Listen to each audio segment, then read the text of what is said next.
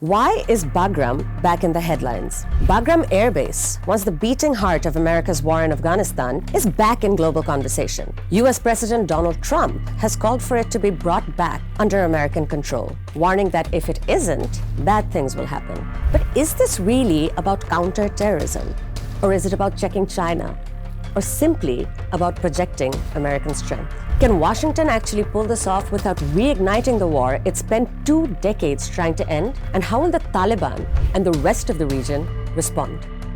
Let's break it down in today's Star Explains. The price of taking it back. Retaking Bagram isn't as simple as flying in and planting a flag. Reuters reporters Phil Stewart and Idris Ali, citing Pentagon officials, say re-establishing control could require over 10,000 troops, layered air defense, and near-constant air support. One former US defense official put it bluntly, without overwhelming force, it wouldn't look like a tactical repositioning. It would look like a fresh invasion. A base on the grand chessboard. Bagram's value isn't just military.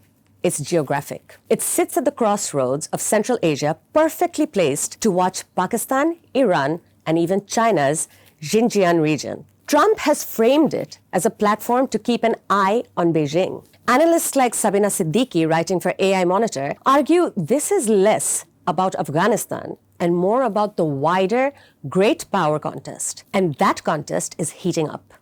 Beijing, Moscow, Tehran, and Islamabad have jointly called for rejecting any foreign bases on Afghan soil.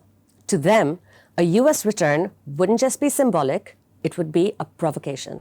The Taliban's hardline.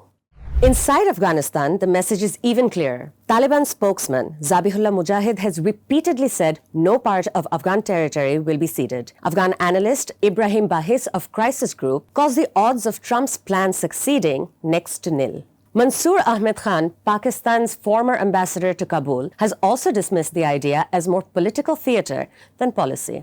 The counterterrorism argument. Trump and his supporters argue that Bagram is critical for the over-the-horizon strikes on ISIS-K and for watching China's weapons programs. But nuclear policy expert Tong Zhao of the Carnegie Endowment points out that some of Trump's claims, like being an hour away from Chinese nuclear sites, are more rhetorical than technical. Critics add that the US already has imperfect but functional options for surveillance and counterterrorism that don't involve reoccupying Afghan soil.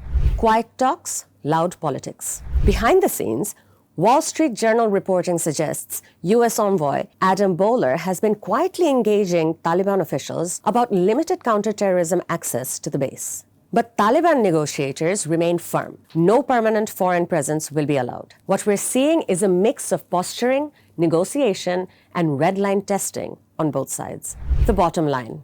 Trump's call to reclaim Bagram is as much message as plan. A message to rivals abroad and voters back home.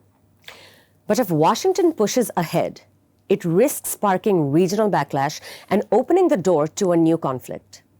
If it backs down, it risks looking like it blinked.